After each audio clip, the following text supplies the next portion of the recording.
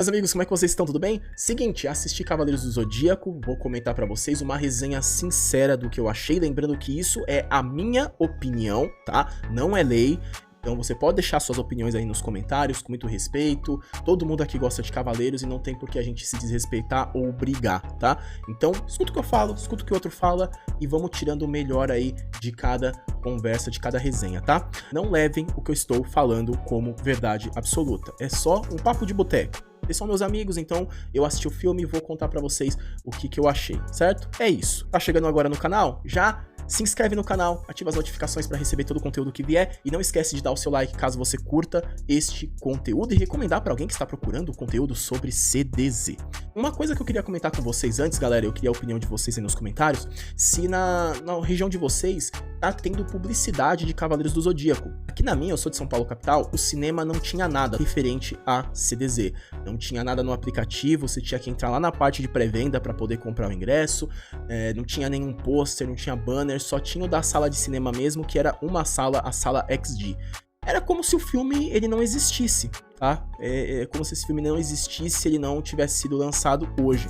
E aí eu quero saber se na região de vocês foi assim também, ou se foi só na minha, deixa aí nos comentários, tá? Bom, Cavaleiros do Zodíaco, eu vou falar pra vocês que pra mim é um filme que não compensou assistir, né? Por quê? A gente tá na era do streaming. Na era do streaming é muito fácil você entender o que é um filme de cinema e o que é um filme de streaming. Pra mim, Cavaleiros do Zodíaco Sensei o começo não tem nada que justifique o lançamento dele no cinema. Por quê? Porque cinema hoje, galera, vê se faz sentido o meu raciocínio pra vocês, é uma coisa muito cara. Aqui na minha região tem cinema que chega a R$50, a gente tá falando de uma quinta-feira à tarde, né? Final de semana nem se fala. Então se você for assistir com sua namorada, você vai gastar um pouco mais. Se você for assistir, de repente, com seu filho, né, com alguém que você tenha que bancar, já é o dobro. Aí tem a pipoca, às vezes tem um lanche, transporte, então é muito caro. Então o filme tem que compensar. Eu acho que esse filme não compensa ver em cinema, porque eu vi no XD, a questão da imagem não tem nada demais, a questão do som não tem nada demais, eu acho que até o som não funcionou bem lá na sala XD, então eu não entendi por que lançar isso em cinema. Hoje tem lançamentos que podem ser feitos dentro do streaming e que funcionam muito melhor. Tá? Eu preferia ver muito mais esse filme numa Netflix, numa Amazon, do que dentro de um cinema. O cinema, ele coloca uma responsabilidade muito grande em cima do filme. Eu acho que o Cavaleiros do Zodíaco não consegue devolver ou compensar essa responsabilidade de estar dentro de um cinema, tá? Então acho que isso já começa prejudicando o filme. A história é uma história completamente nova, então se você é fã de Cavaleiros, se você entende, se você leu um mangá, se você viu um anime, se você sabe os detalhes, conhece os personagens e tal, nada disso existe. Eles desconstruíram 100% Cavaleiros do Zodíaco, tá? Eles desconstruíram e eles têm um pé na animação da Netflix, sim, tá? Muita gente tá falando que não tem, ficou falando que é diferente e tal, até parecia que não, mas eles foram feitos no mesmo tempo e sim, existe influência, muito mais novelesca do que o da Netflix, então nada do que você viu ou acompanhava vai estar ali. O filme, ele sofre de uma coisa que acho que todas as adaptações feitas a partir de um anime por americanos sofrem, que é essa americanização que transforma tudo em uma novela teen, como Dragon Ball Evolution e Death Note. Porém, Cavaleiros a coisa fica um pouco mais estranha porque, ora, ele está nessa deficiência, ora, ele tenta flertar com os anos 80, ora, ele tenta trazer uma coisinha ou outra, às vezes de forma competente, às vezes de forma muito absurda, inclusive insultando a inteligência de quem tá assistindo. Tem uma coisa que pra mim, cara, o filme acabou ali e foi a evolução da armadura de Pégaso. E sim, a armadura de Pégaso evolui. Só que essa evolução acontece dentro do filme. Pra mim não aconteceu a evolução, porque aquilo ali foi um desrespeito comigo que tava assistindo e que paguei o ingresso. Porque a primeira versão da armadura de Pégaso é a armadura de treino do anime. Que é a ombreira, o bracelete e o peitoral. Eu não tô zoando. Eles têm a coragem de apresentar isso como a evolução da primeira armadura de Pégaso. É uma coisa extremamente zoada e ali eu tipo falei, tá, agora vocês estão me chamando de trouxa de um jeito que eu não vou mais dar moral pra vocês também, tá? Eu vim aqui, paguei o ingresso, sentei aqui e tal, e vocês estão fazendo isso? Essa é a primeira armadura de Pégaso, a segunda é aquele cosplay que vocês veem. Acho que é uma cena totalmente desnecessária, quando você vê no contexto não faz o menor sentido, e eu acho que não precisava ter feito isso com quem tá assistindo.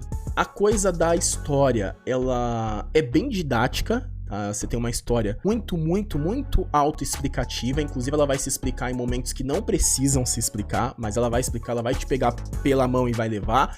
E pra quem já conhece um pouco, pode ser meio chato, né? Você tem que ficar vendo coisas que estão na tela. Até pra quem não conhece também, porque tem muita coisa que dá pra você entender de forma automática, mas eles vão te levar. Então, às vezes esse didatismo, ele faz a história girar e torna ela muito desinteressante e inclusive torna ela muito previsível, né? Eu acho que o grande chamariz do filme, a história, ela é muito interessante. Quando o filme começa, a coisa do conceito que eles vão apresentar, a maneira que eles vão apresentar, a coisa de trazer um universo novo nos primeiros minutos do filme é muito forte, muito impactante, mas depois de mais ou menos uns 25, 30 minutos, eu particularmente perdi todo o interesse, porque tava girando demais, a coisa tava parecendo que ia demorar muito de acontecer. Tem muito clichê americano dentro do filme, eu não tô falando disso que, porque é um filme japonês, não poderia ter, não. É clichê de Hollywood compondo o filme.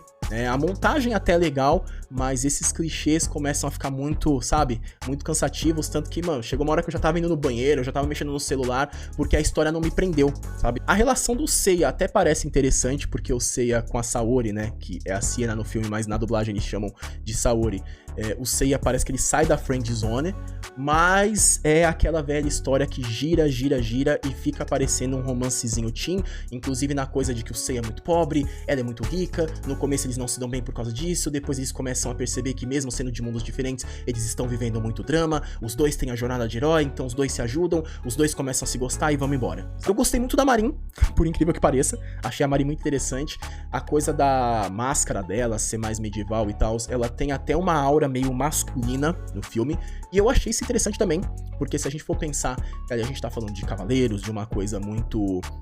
que tem uma cultura própria, né? Ela é uma amazona, mas faz parte do universo dos Cavaleiros de Atena, é uma coisa muito tradicional, e a gente for pensar em contextos históricos, nada mais comum do que você ter mulheres que emulavam homens para participar de exércitos. Então, até num contexto histórico é interessante, você começa a ver umas coisas bem bacanas, inclusive essa ambientação histórica que é feita, eu achei muito interessante, achei muito bem feita, mas é uma gotinha no meio de um oceano que acaba se perdendo, principalmente por conta das cenas em que a Marin aparece, que são cenas que precisam de muito efeito especial e que não tem efeito especial por conta do orçamento. Lembra quando eu falei que o orçamento faz falta? Já no trailer fazia falta? Então, no filme faz falta sim. Tem cenas muito bonitas, cenas muito legais, mas ele faz falta, inclusive no combate entre o Seiya e o Ikki. O combate entre o Seiya e o Ikki é sensacional, é demais, é incrível, eu gostei, o X1 é franco, o coreógrafo do Shang-Chi fez um ótimo trabalho, a luta é titânica, ela é melhor que a luta do Lost Canvas, mas falta efeito especial. Principalmente na hora que a demanda pelos efeitos começam a crescer. Então falta ali umas partes de efeito, e quando o efeito aparece, ele é bem básico. A questão da grana faz uma diferença sim. Os atores, na sua interpretação, eu achei ok, tá? Não achei nada de incrível, não achei nada de excepcional, mas acho que para o filme eles conseguem entregar bons trabalhos, né, bons papéis, se bem que tanto o Seiya quanto a Saori, eles têm um quê de Chaves, sabe? Que de Chaves que eu quero dizer assim, eles fazem o papel de personagens que dentro da trama são referenciados como sendo muito mais jovens, mas a cara deles é de muito mais velha. A Saori, por exemplo, ela tem uma cara de uma mulher adulta, apesar dela ser baixinha, mas ela tem uma cara, um rosto, uma maquiagem de uma mulher adulta, um mulherão, não uma milf, mas de uma mulher adulta. E o Seiya também, o que me leva a não ter aceitado muito bem a dublagem dele.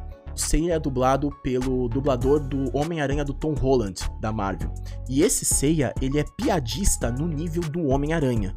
As piadas dele são as piadas que o Homem-Aranha faria naquelas situações.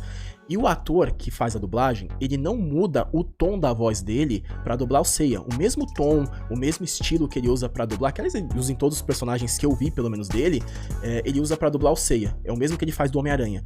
Então, eu ficava ouvindo, é como se eu estivesse vendo o Homem-Aranha ali, sabe? Então, não vingou. As outras dublagens eu achei legal, achei as outras vozes boas. Inclusive, eu achei uma boa sacada eles terem mudado as vozes, né? Muita gente ficou preocupada com essa mudança de voz da original pra uma nova. Eu achei interessante porque você tem uma voz nova, descola esse novo filme daquela coisa clássica, né? Aquela obrigação de ser o clássico e tal. Então eu achei positivo isso, tá? Isso eu achei que eles mandaram muito bem. Intenção geral do filme, eu não achei ruim. Eu acho que o diretor, ele fez o trabalho básico, que é o de diretor. A intenção do filme é interessante.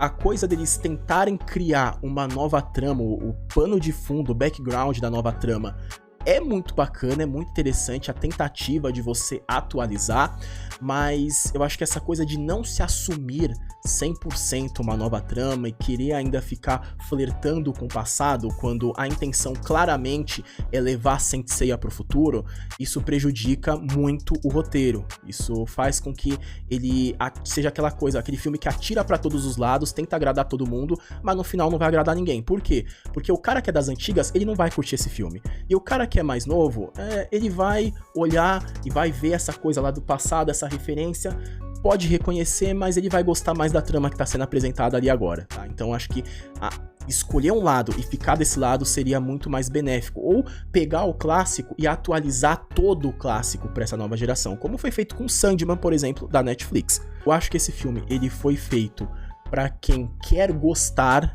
desta nova empreitada de Cavaleiros do Zodíaco no cinema.